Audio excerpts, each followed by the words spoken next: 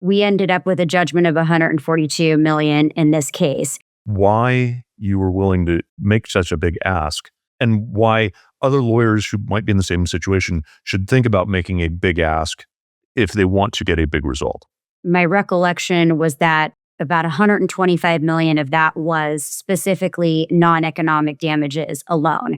The economic damage portion was pretty simple because we had a life care plan, and clearly Richie would need a significant amount of care going forward for the rest of his life. But the non-economic piece was significant because he is paralyzed from the chest down.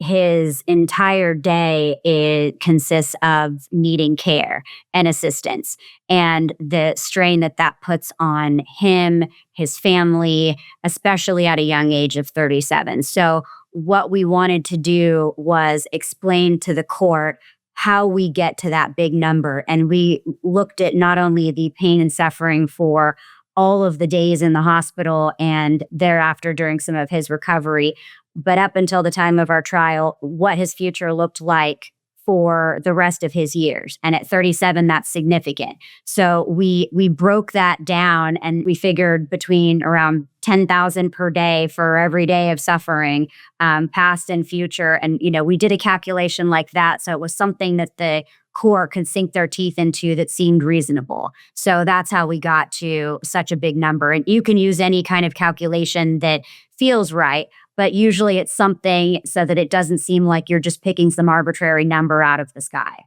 Here, there were damages to support every single dollar.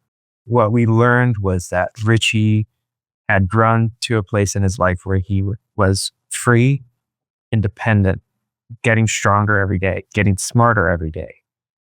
And the incident took all of that away from him. And what it left was a life where he had to rely on his family, his caretakers, and the conversations that his family were having weren't centered around how excited they were for what stage he would go into his life, but rather who's going to take care of him next after mom passes. So the number isn't arbitrary, but if the damages are there, make the ask.